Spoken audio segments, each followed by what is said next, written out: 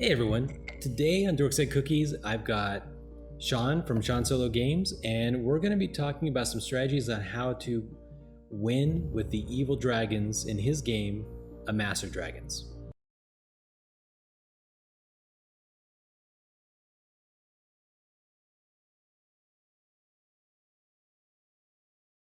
Alright, let's get into it. So, you're the creator of Amasser Dragons, and normally I do these how to play a game well kind of videos. So I thought since you're here in Vegas, we can do it. Absolutely. So let's just get into it. First of all, as the evil dragons, what kind of cards are you specifically looking for? Obviously,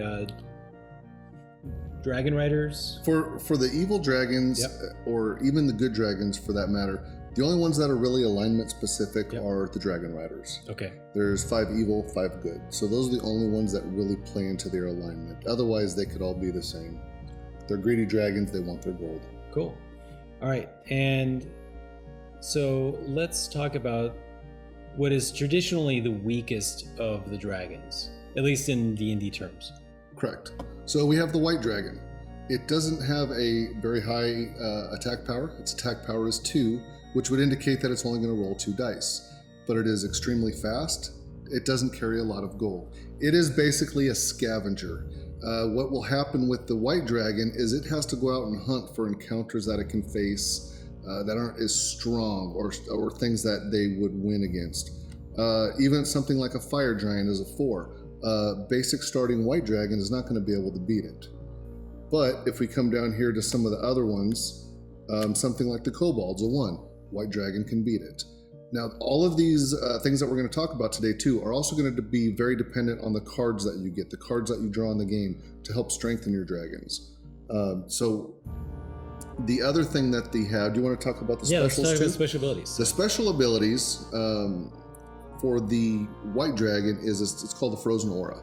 Once per turn, the white dragon is able to use that to lower the encounter's dice that are rolled by 1, and then also the gold that would be gained from a win is all frozen into one big bundle, and they can carry it like a big ice cube back to their lair, and they don't have to worry about their carry capacity. Which is a big deal for them because they've only got a carry limit of 4. Yeah, they don't carry a lot at the beginning at all. Yeah. But they are fast, so they can also make trips if they're close enough to their lair. So as a general rule, they're looking for 1s and 2s. And the 2, just because 1s per round, they could defeat it. Or if they also fight in their preferred terrain, which their preferred terrain is Cold Mountains, which their home tile is, and up here there's another Cold Mountains terrain, so they would actually get the ability to roll 3 dice in those. So there, they could reliably win against 3s. Correct. 1s per round. Yes. And then, well, technically even 4s, if they use their special ability to bring that 4 down to a 3, then it would be like a 50-50 3 versus 3 shot. Sure. So you could have some oh yeah, okay, because they're getting +1. Yeah. Okay. Yeah. They're going to get the +1. They're going to get the -1. Yeah. So we want to move on to the next one? Let's move on to the next one. Okay, next one we're going to talk about is the red dragon. The exact opposite, the most powerful of the D&D evil dragons. My favorite dragon. Starts out very powerful with attack dice, starts out with 4 dice. Its speed is not great though. You got to think of it, it's a big, mean attacking thing. It doesn't fly real fast. That's one of the weaknesses of this dragon, but it can also carry a lot of gold. It fights best in warm mountains, and its special ability is something called Rage. Once per turn, if they declare they're going to rage on an encounter, what will happen is they will roll their dice, so however many attack dice they're going to roll, and they will add 1 point to every dice that they roll. So if they're going to roll 4 dice in this scenario, they're going to roll 4 dice and then add 4 at the end of the roll. So it could be very valuable. Once they get a little bit stronger, say they get up to where they're rolling 7 or 8 dice, they're going to add 7 or 8 points depending on the amount that they get. This special ability too is also valuable if they're attacked in dragon versus dragon combat. They get to use it for that too. So it kind of dissuades people, other dragons, from wanting to attack them just because of that ability. So I sort of get the feeling that on one hand, white dragons, if it's +1 combat die from a card, then it's 50% more combat power, attack power, which is good. But actually, red dragons perhaps benefit the most because every additional die is actually a die +1 for their special. It could ability. be for their special ability. Yes. Yeah. Okay. So moving on. Yep. Okay. Oh, you know what? Let's talk about this for one more thing. Okay, sure. Yeah.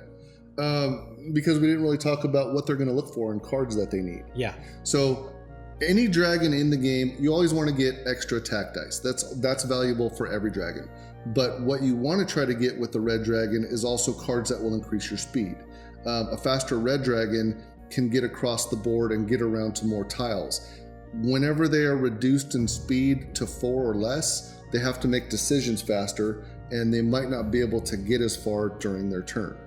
Okay, so right. now. So in a large board, let's say that it was 9. Okay. What do you normally play with? I've played 3x3, so 9 tiles. Okay. So in this example, say if we had 3 more tiles up here and the dragon was down here. Once all of these tiles up here, say they're all available, the dragon is going to have to almost take a whole turn to get up there and a whole turn to get back. It's really going to hurt them. So red dragon, you can only have 1 card, +1 attack power or +1 speed. Wait, is it +1 speed or +2 speed? The card. Which card? Well, which different cards? There's a couple different cards. There's some that give you +1 speed, +2 speed. So +1 speed or +1 attack power. Your choice. I'm probably going to still take the +1 attack power. I don't know. I just like having the attack power. Yeah. I like rolling dice. Okay. Do you ever see red dragons struggle because everything near them is empty? And meanwhile, the other, like the fast dragons, are just kind of clearing out the whole board? It can happen. Yeah. A lot of it, like I said, is dependent too on what cards come out. Yep. But I've also seen it too. The red dragon, by a lot of people, is always seen, since it's the meanest, biggest. Yeah. They might want to pick on it more. Like, we don't want the red dragon to win. Or you might so that's fear a big factor this in a one. multiplayer game. You might fear the red dragon a little bit more, where you don't look at another, like, you might totally ignore the white dragon because, oh, the white's weak. They have no chance of winning. You leave it alone. The white comes around and scavenges and gets all the stuff. The next thing you know, they get a couple cards that help them out. They win the game. Okay. Cool. Okay, so we're going to move on to the black dragon. Now in D&D, the black dragon is my favorite dragon. It just in the tabletop role-playing game. I don't know why. I like how they look. I like because you don't have a D&D look to them per se. That looks a little bit like a blue dragon. A little bit different, yeah. Yeah. But with the spikes in the swamps and the way that they're like a kind of a water kind of dragon. Mm-hmm. I just like them. Like a big dragon eel. Yeah. Almost, yeah. The black dragon, it has a middle of the road starting attack power of 3. Okay. The speed is very slow on this guy, but he can carry a lot of gold. Okay. So even though he's slow, he can still move around a little bit, and he has to make quick decisions on what he wants to do. Okay. So he is looking for his turn, and whenever he pulls cards, he's looking for additional attack power and additional speed. Those are his big things that he's looking for cards to do. He fights best in marsh. His special ability, or her special ability, is called Intimidate.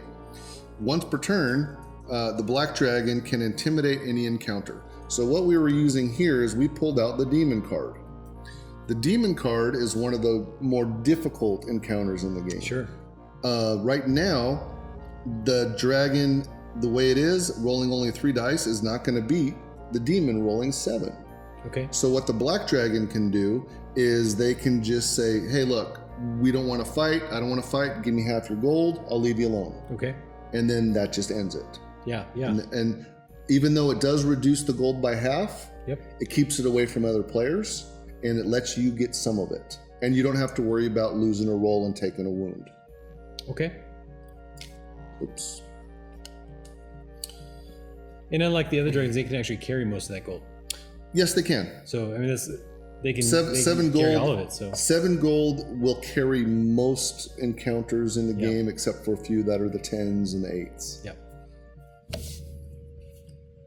I do like this dragon a lot, just specifically for that reason, for the Intimidate. Because it can really swing a game. If somebody doesn't like rolling dice, and you can choose the black dragon, I feel like if you feel unlucky, black dragon might be for you because you're you're always going to get something every turn. Yeah. Effectively. Yeah. Yeah. So now we're going to move on to the blue dragon. The blue dragon is very similar to the black dragon in their stats. They have the same attack power, but their speed and carry have been, oh no, not this one, it's the green dragon. It has a little bit more speed, a little bit less carry. They are electricity based. They prefer deserts. Now their special ability is something they do that's called Sandstorm. The Sandstorm will allow them once per turn to affect an encounter that they're fighting. So all the dice that an encounter would roll is reduced by 1 point per dice they roll. Okay. So going back to the example of the demon that we had, the demon rolls 7 dice. If the blue dragon wants to use their special ability, they say, hey, I'm going to use the Sandstorm. They will roll 7 dice and then subtract 7 points from that total. So it would give them a chance with a little bit more attack power. Yeah. So as a general rule, in games like this, you can just assume that the enemy is going to get 3.5 points per die. And so that makes it pretty easy. You can say, if I'm going to fight someone who has 2 dice, they should get an average result of 7 points. That's just how these things work. Blue dragons, you can say that they get 2.5. So it's just a rule of thumb so that you can very quickly make that decision, can I win? Right? That's it. You have a beautiful mind. All right, we're going to move on to the green dragon. Green dragon's one of my favorites. It has a very different kind of special ability that can really change the outcome of attacks. And it's a lot of fun. I just like him because he looks mean. Same attack value as the other dragons with a 3, so it's going to roll 3 dice. Has a little bit better speed, and its carry capacity is a little bit weaker, but it's not bad. It is forest terrain. Its special ability in this one, though, is called something called mirror image. Once per turn, the green dragon can have the encounter roll their dice. The highest dice that is rolled gets removed from the roll, and any dice that match it. So for example, we're going to do a roll right here. So in this example, rolling the 4 dice for an encounter, the 5 would go away, and this would add up to 8 points. So now the green dragon needs to beat 8 points with its dice. What I was talking about, if there's something else that match it, let's say we rolled that, 2 5s. Well, the 5 is the highest number, so now these 2 5s get removed. So now the encounter that they're facing only has rolled a 6, so now the green dragon only has to beat 6. So it's one of those things that can really be fun because it could be very beneficial or not at all, or very limited. So it's one of my favorite dragons just because of that reason. Because you have a chance on almost anything. For example, the more dice they roll, the more odds there are they're going to roll the same number. So the demon that rolls a 7, you might not roll any 6s, but if you rolled a bunch of 5s and that's your highest number, they're all going away. The more dice you roll, the more chance you have to double up on stuff. So I'm fairly sure, and I've not done this math, but I'm fairly sure the minimum number of points it takes away is equal to the number of dice that you roll. So if so you would say that if they rolled 7 dice, on average it's going to come out, it's going to subtract 7 points? It's going to subtract 7 points. Okay. I'm not 100% sure, guys, but I'm fairly sure it is, because if you roll 5 dice and they roll a 6, well, it's minus 6 points. But if they roll 2 5s and no 6s, then it's minus 10 points. I think it's gonna be about equal to a minus equal to the number of dice. But it's the swing is beautiful. If you can choose a dragon, I think the green dragon is the most powerful of all dragons. Obviously, it depends on the board. And I don't remember. Do you know what the board is going to be before or after? Like, I know you can randomize the dragons, but if you pick the dragons, do you know what these are going to be? Whenever you start the game, after you've decided what dragons are, you decide how big you want the board. Yeah. So at the start of the game, you know how big the board's going to be. Yeah. And that point. But you don't know what the lands are. You don't know what the lands are because those are random. Yeah. You know what the dragons are, but you don't know where their placement is going to be. So you don't know if you're going to get bonuses from your terrains. You don't know the orientation, because we have this here just because it's easy to shoot, but these dragons will move around at the start of the game. They might be oriented this way. So instead of this dragon being close to this stuff, now he's on the other corner. That makes him take some extra movements to get there. This dragon is fast. This dragon is strong. He's got a great special ability. The only other possibility is, you know, red dragons are going to be more powerful for PvP, dragon on dragon, than green dragons. I mean, I decimated with the white dragon, but the green dragon, that's just my favorite. I like its powers. I like its combination of speed and strength. I think it's great, personally. I like him just because he looks mean. He looks mean. That is a beautiful render, illustration. Yeah, no, it looks crazy. I'm not sure how big that tree is or how small that dragon is, but he looks really cool. Yeah. I would say my favorite would probably be, depending on the size of the board, the black dragon's a lot of fun, because when a lot of these tiles come out, if they're a lot of the more difficult ones, you can hit them early because of your special ability to intimidate them, just give them half the stuff, and it keeps gold away from the other players. So you're very powerful early on because of that ability, where other dragons will have to build up by getting the cards that are going to strengthen them to be able to go hit some of these harder targets, where the black dragon can go into anyone and face it. That's why I like him a little bit more. Definitely, if you're lucky enough to have a bunch of tough tiles, that black dragon might have the edge over any of them. But you don't know. If like in this, like we've already looked, guys, a little bit through what we randomly got here, and for the most part, they're kind of average, right? They're kind of like there was weak. Nothing difficult in the way we pulled them out and laid them out. So with that, the black dragon might be kind of disappointed. A little bit, because he's not going to use his special ability in this board as much. Except for maybe this one tile here. The rest of them were all 1s, 2s, 3s, nothing that he would really use it for. So in that kind of situation, it would be kind of a letdown for his special ability. White dragon got a benefit because of a tile. There's no forest here. Actually, none of the evil dragons, except white dragon, had his terrain. So this would be a disappointing board if you flip these over and you're like, oh, I wouldn't. You know what? I've played a lot of different ways where you get your terrain tiles, you get ones that are good for you and ones that aren't necessarily going to help you at all. That extra dice is helpful if you do get it, so you have a little bit of an advantage, but it's not going to make or break the game. It's one of those things where, like for example, the gold dragon here has the plains. It's not going to make or break the game because of that one extra dice. It's not going to really wreck the game that much. It gives you, I think more of it gives you a sense of, hey, I got a tile, like for example, when we had the white dragon. So the white dragon, whenever the white dragon starts, it's not particularly strong. It starts out with only the 2 dice. Being able to see that they have an additional tile that they can go look at to get that bonus dice, it's almost like a sense of relief, like, hey, I have a chance of going somewhere else where I'm going to get a little bit of extra dice.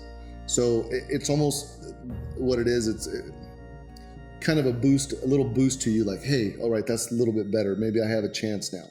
And you also don't know but what cards are going to come out. You might start out, like we pulled out a couple of the cards.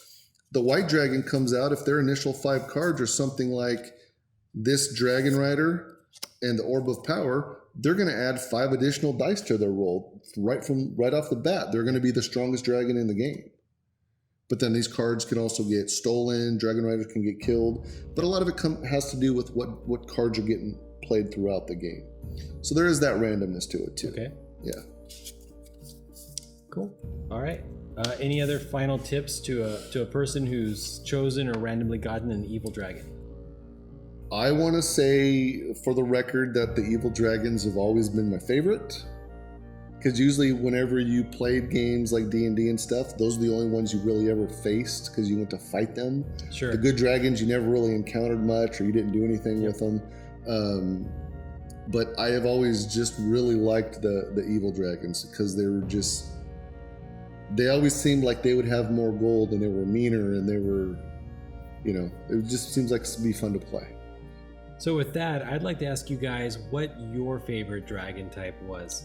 I'm kind of curious. I would think a lot of you guys, if you grew up reading Dragonlance, maybe silver dragons might equally interest you. But post down below. Let us know what your favorite dragons are. I already said mine is the black dragon. Yeah. With that, bye guys.